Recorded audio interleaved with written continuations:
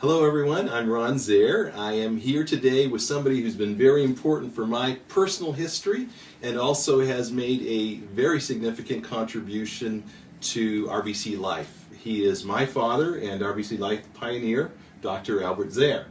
Hi Dad, I'll just call you Dad instead of Dr. Zehr. And this is what I call him, not what you all can call him.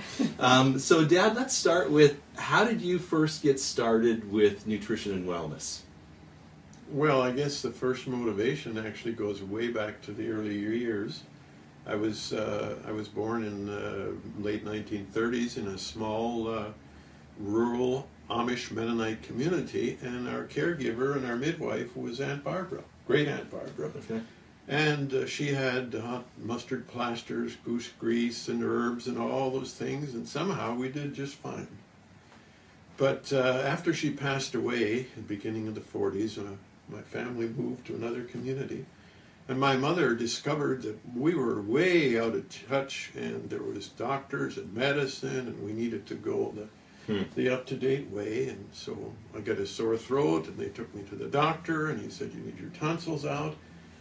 And from then on, Mom almost felt embarrassed that she had kept us in the dark ages. But something stuck inside me, and later on it began to resurface. Maybe that wasn't just all old-fashioned. And so you started to remember that, and your curiosity came back. And then if we fast forward quite a few years later. Yes, and by that time you came along. I was there. And your sisters, and we had a young family. And I used to ask myself, did Aunt Barbara really, maybe they were onto some things? And then especially I got the sense that, you know, our body's really supposed to be self-healing, and it's meant to be well, and maybe a lot of what we're doing is bypassing the natural health-enhancing function of the body. And that's when I began to study. And for my research, actually for my doctors, I did a study on the old folk home remedies of different cultures to see, now that we know the biochemistry of the body, maybe there was something there that actually wasn't just superstition. And that really impressed me and moved me into getting involved full-time in health and nutrition. And so I remember in those early years, you would often say that the body was meant to be well, and you can still say it, I'm sure, way better than I can, and it's doing everything that it can to maintain and regain wellness. I was a little maybe harsh. I went so far as to say that most of what we call healthcare is really just disease management. And healthcare actually is to help the body help itself to maintain its health and even to regain it. We're supposed to, in a sense, be self-healing. But sometimes there's frustrations that come in, and if we deal with those, the body will restore and recover. But if we ignore those and just begin to intervene with medication and drugs and so on, then we begin to go down another route. And certainly that other route really also affects natural health care, because people are often asking the question, what do I take for what? Well, I always say that when people say to me, for instance, they say, well, I inherited that. My daddy had that, my grandpa had this and that.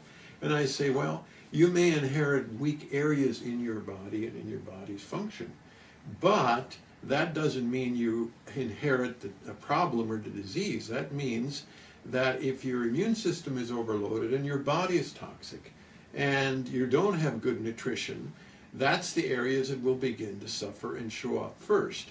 So the medical approach, you might say, is to try to get those symptoms to shut up and be quiet, so that we can no longer have to face the symptoms. But the symptoms are telling us there's a problem, and that's what we want to deal with in prevention, particularly in cleansing and so on. So Dad, talk about the motivation for Colo Vada Plus, because it's a product that has really stood the test of time. What needs did you see? What was happening that you said, you thought, there's a real need for something like this?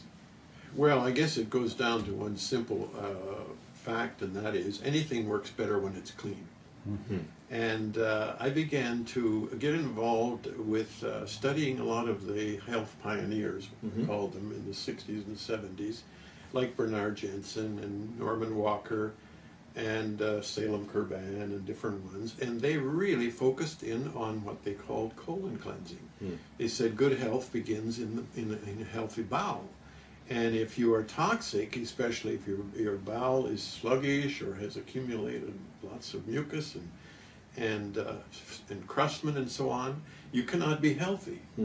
So I studied all of them, and I became very convinced it's very critical. But I felt like each one focused in on one particular area as though it were all inclusive.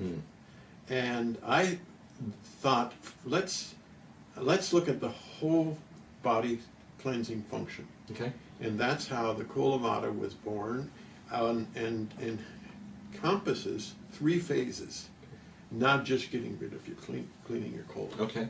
So share with us about those 3 phases, because I think that's really important. That's why it's called Colo Vada Plus. Plus, right? yes, that Okay. the plus was always an important part of it. Yeah. So first of all, I said to myself, if you're going to clean the sink drain, you want to first clean the sink. Okay.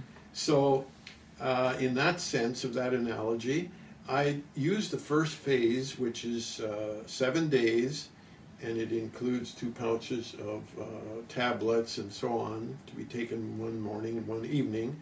And that, in a sense, draws and brings the toxicity, the heavy metals, the pollution, and even giving the liver an activation, because the liver, of course, collects a lot of the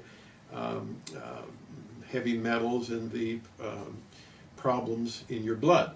Okay, so let's get that all down into the colon.